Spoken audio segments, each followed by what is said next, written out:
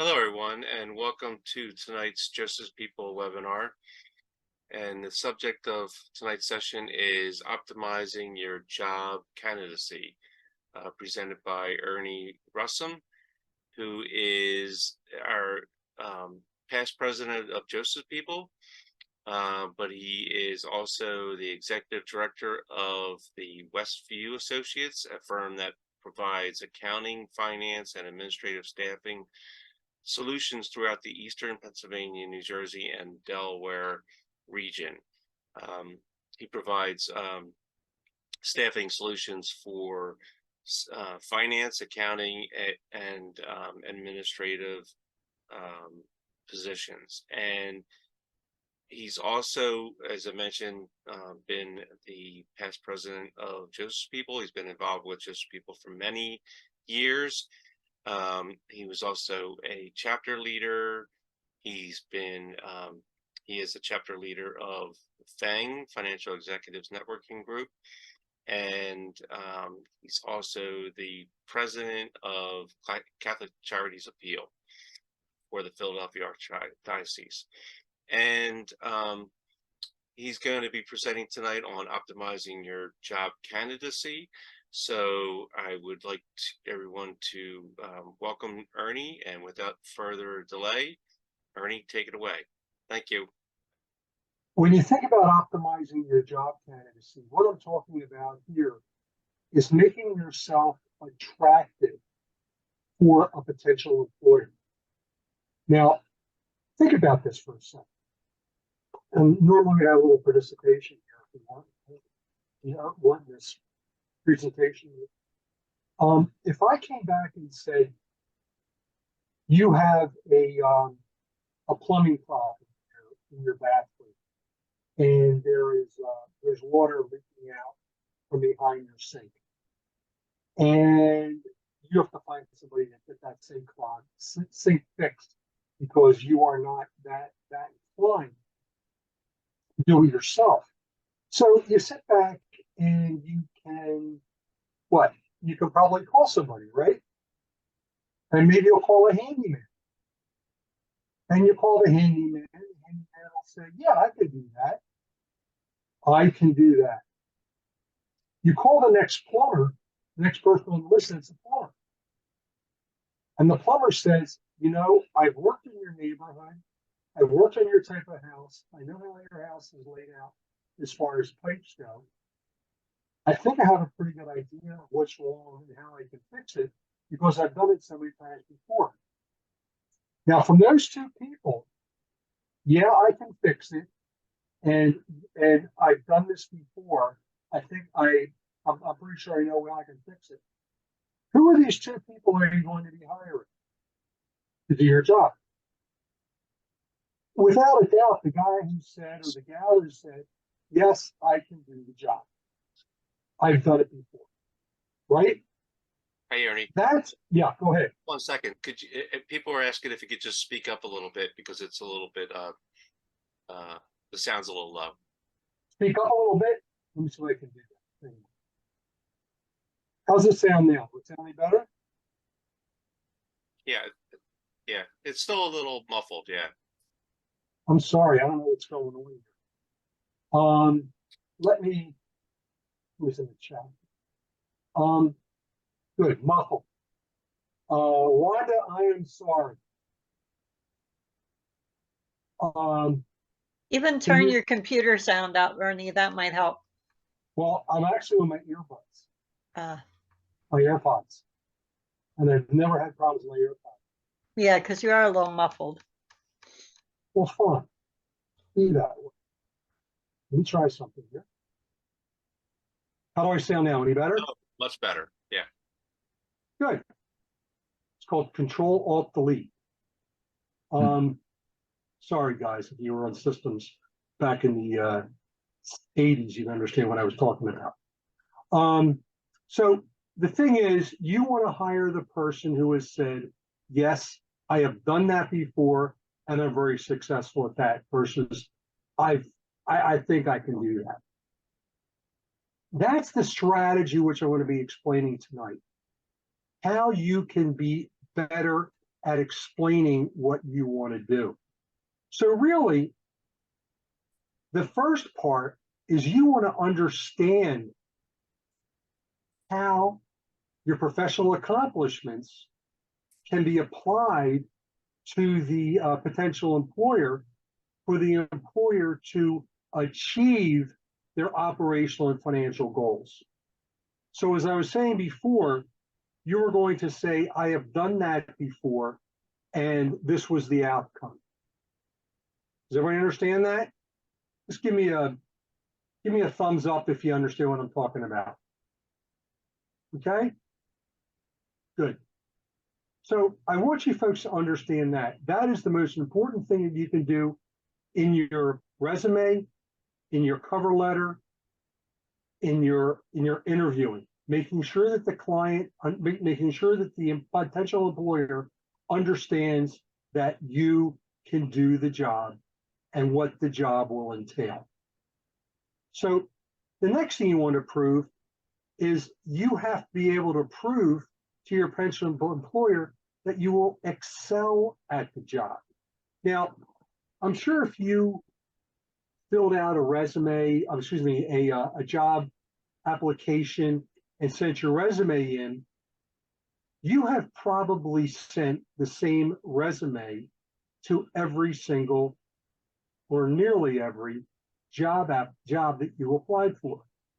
True? You can answer that question on your own, and I think I know the answer. What you have to understand is that the same way as if you were the plumber, how you answer questions, Wanda, you say no. Wanda, take yourself off mute. Wanda, you there? I'm here. I do What do you not. mean? I do not send the same resume to everyone. I tailor my resume for the job. You do? According to the job description. You send a targeted resume then, huh? Yes. Well, Wanda, let me know if I do the same thing that you do, okay? Okay. Good deed. And Sue Kelly does the same thing. Good for you. Well, you guys can go to sleep now because you know what I'm going to say. I'm kidding. But that's what we really want to do. We want to go back and make sure that your achievements are targeted specifically to the requirements of the job. And that's what we're going to talk about tonight. Maybe my way might be a little faster and easier for you to do that. And take a look. If you've been around, you probably have heard me say this before.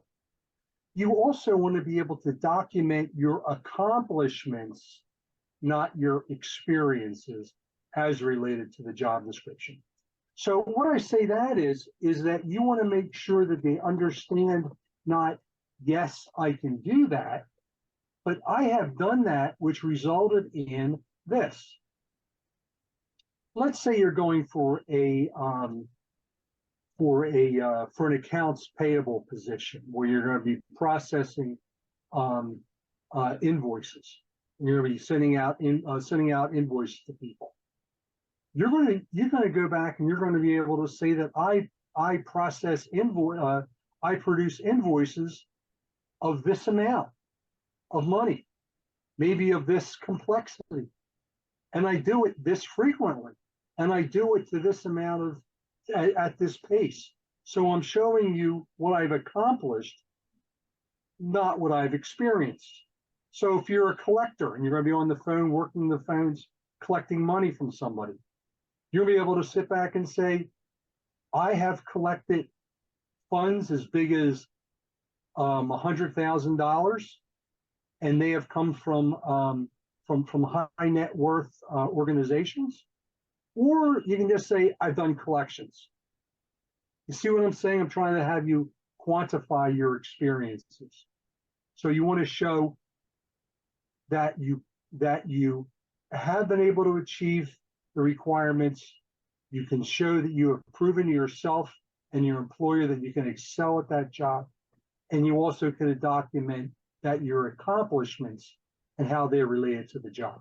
So let's go into this a little bit more.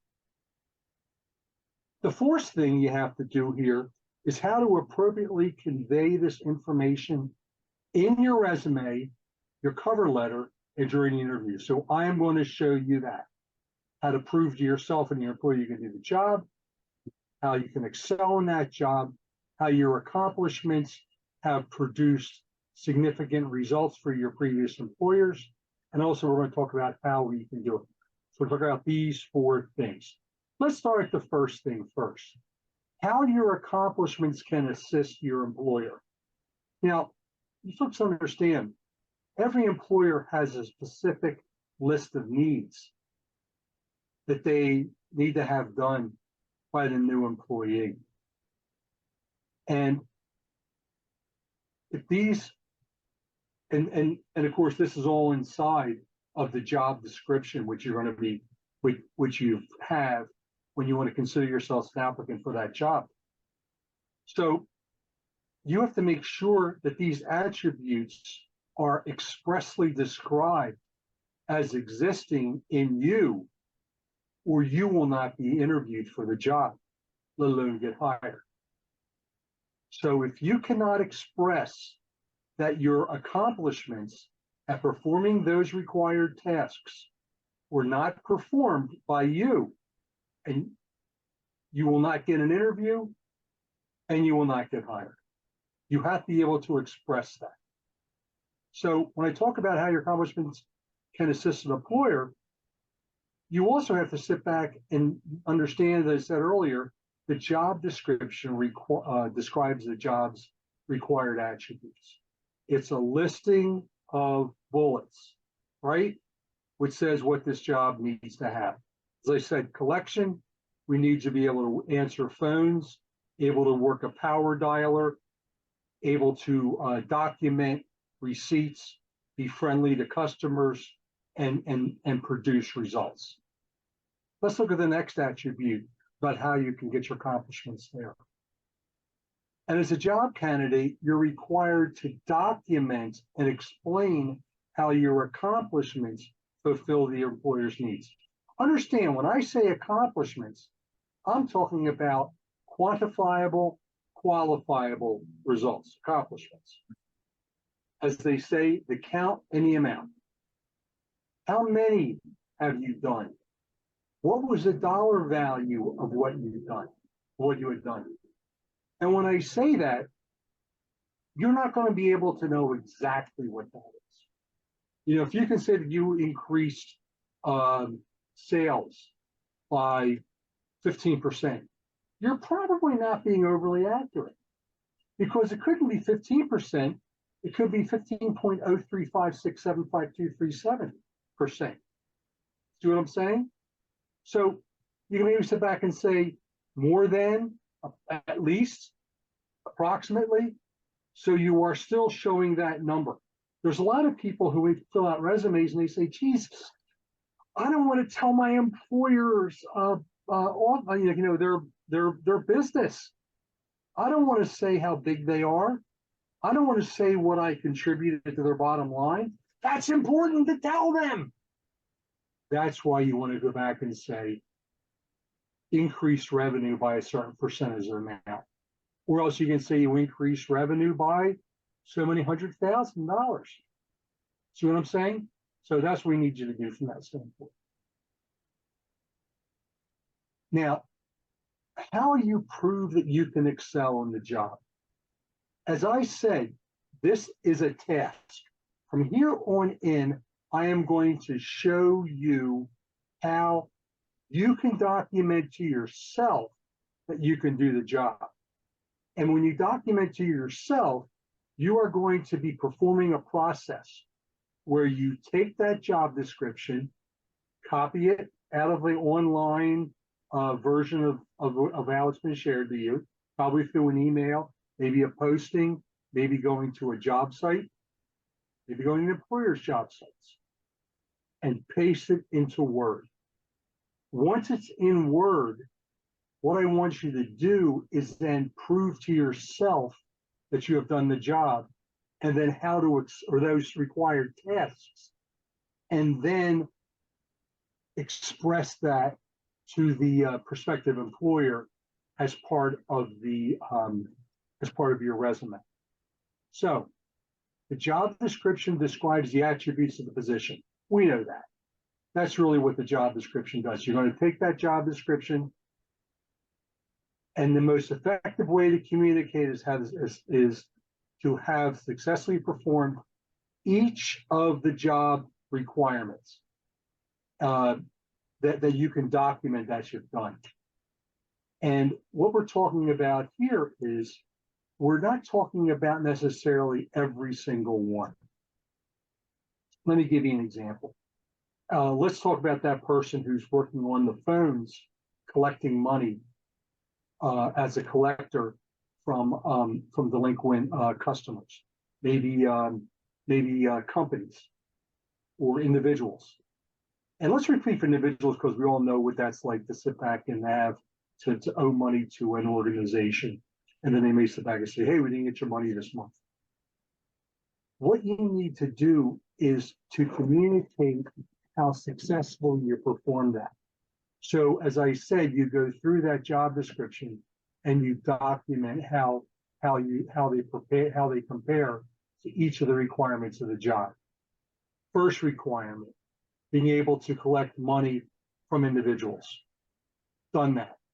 I did that at this company, and I was collecting a portfolio size of this amount of money, and it resulted in this outcome. First done. Next thing you've done, you go back in there, and the job requirement may be to be able to work on a power dialer. Now, a power dialer is a situation where, just like in an Excel screen, or excuse me, a PowerPoint screen, you hit a button, in so many seconds, that phone is now ringing in your ear, and the person's account comes up on the screen. And you're able to sit back and say, hey, Mr. Jones, I am calling on the behalf of so-and-so. I see we have a loan amount with you.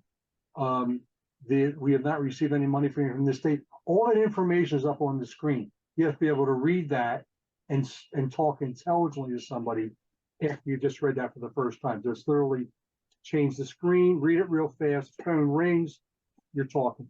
That's a tough job to do. But again, that's what collectors do. So again, that's what you need to do, is show you can do things effectively. Now, the next thing we're looking at is how to document your accomplishments. And this is what I was talking about earlier, where you copy and paste the job description into a blank Word document. See what I'm saying? You guys understand that? Copy, click, go to a straight blank Word, paste. So you're going to do that to move the job description over. Once you do that, you are then going to go back, and under each bulleted number of the job description, you're going to rate how your professional accomplishments apply to that job description. So what we're looking at here is you're going to do a free flow of ideas, a brain dump. And you may want to just talk in shorthand for yourself. Don't get carried away in grammar, spell check, formatting. You're going to disrupt the flow of your thoughts from your brain down your body into your fingers.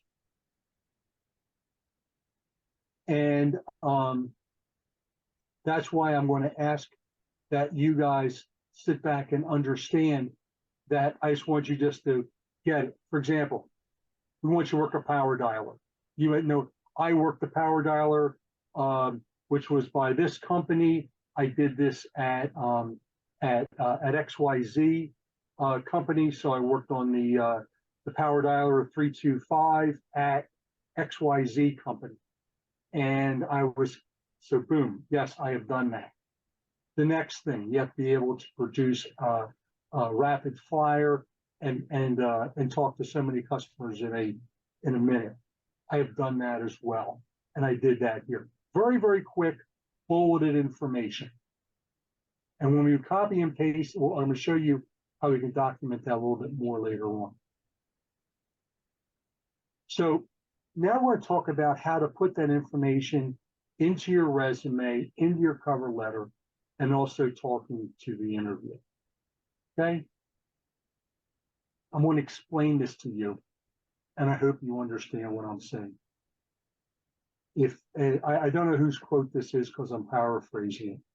If you do not explain what you need a specific person to fully understand, the other person will never know what they need to understand. So if you don't tell somebody what they need to know, they'll never know it.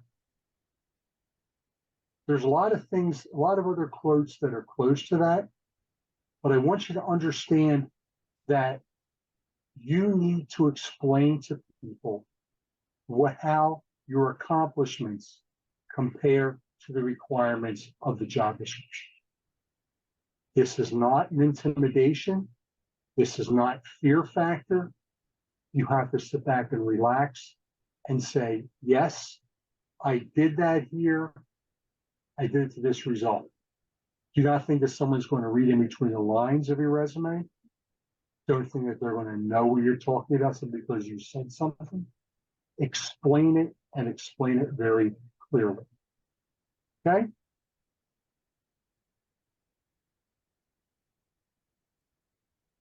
So as I say, what we're going to do now is once we have all the job descriptions, each of these bullets of the job descriptions, copy and paste it into the blank document, and we fill in how our accomplishments have achieved each of those bullets. You're not going to sit back and read the job description again and figure what is the most important attribute in the job description. And that's going to be pretty easy to see. I could be close to the top of the job description. It could say something where this person must have this, or else you read into it and say, boy, you know, they're a collector. It looks like they need somebody who's been able to collect at this speed using this tool to get this result. I better make sure that I can explain that very clearly. What you would do then is you would then take that expression that we documented very quickly on the couple slides ago, and now you're going to put it in the same syntax of your resume. And you're going to put that at the very, very, very top, first bullet of your job experience where you did that. Now, I'm going to be sarcastic, I want you to understand. Let's say, for example, you were a brain surgeon, and the job requires the person to be able to be very specific about working on the right side of that person's brain. And we need you to work on the right side of the brain. Right lobes, you got to make sure you've worked in there before you go back and do brain work, brain surgery. But you know, you did a much more complex brain transplant. And all you want to do is talk about this brain transplant. That's pretty important stuff. But you know something? It's important, but it's not as important. What the client is saying is very important as be able to work on the right lobe of the brain.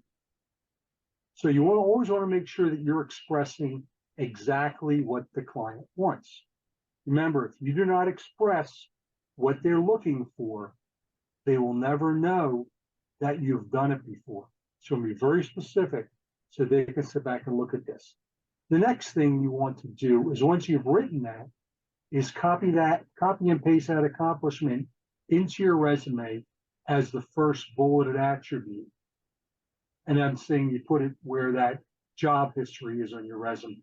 So if you did that brain surgery at, I don't know, Jefferson University or Jefferson Hospital, you want to put that as the first bullet under Jefferson Hospital.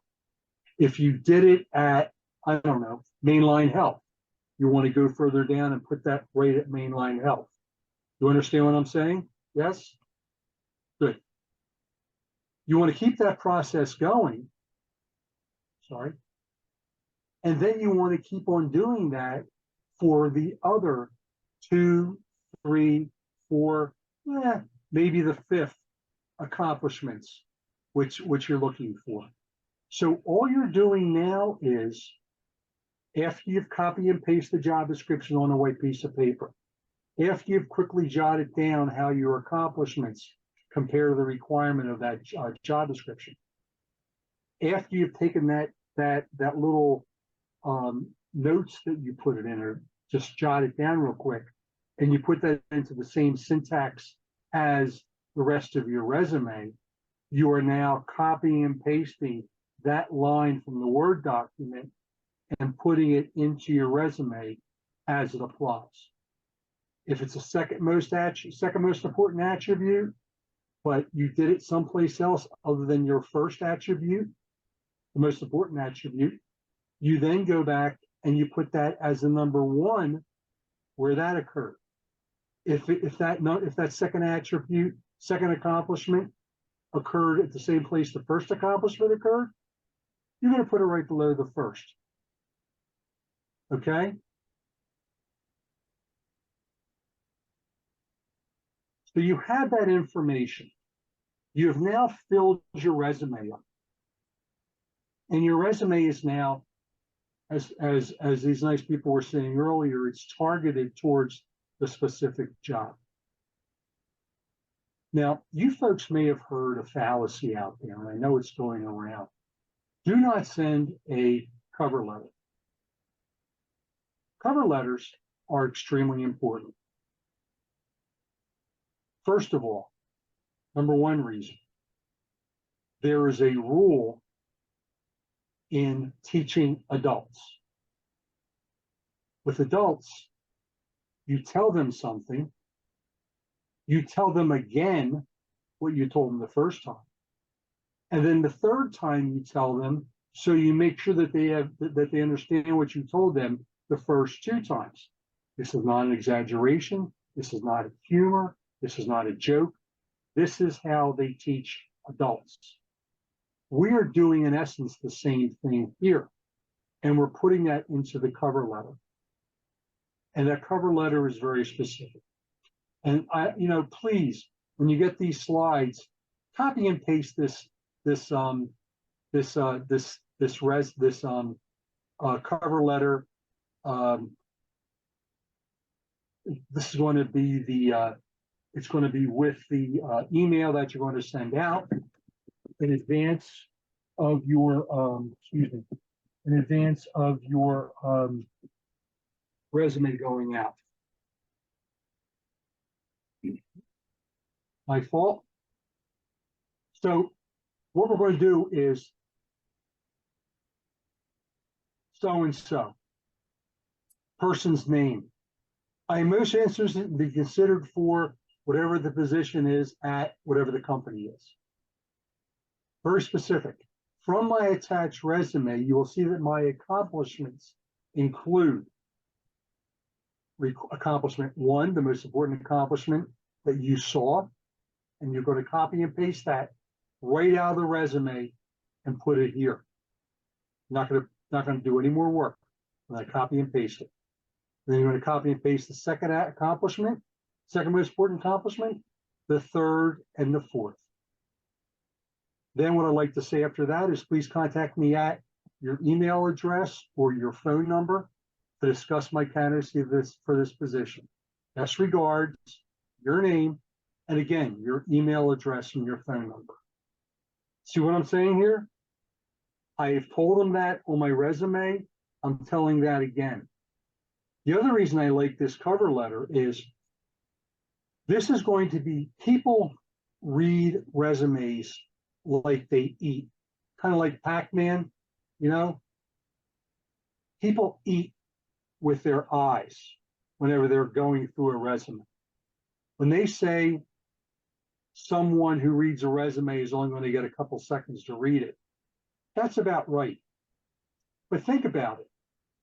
I have now very clearly in 4 bullets explained exactly what they are looking for and how I have performed those required attributes. This cover letter alone is going to raise someone's eyes. It's going to make their socks go up and down. It's going to get them excited. Oh my gosh, look at this. This person has accomplished the 4 major responsibilities that we need in this person we're going to hire. Are you going to get a phone conversation? Are you going to get considered for the job? Probably yes. That is why this cover letter is so important. So you are going to be emailing out this it's not really a true cover letter, but it's going to be the body of the email where your resume is going to be attached. Okay?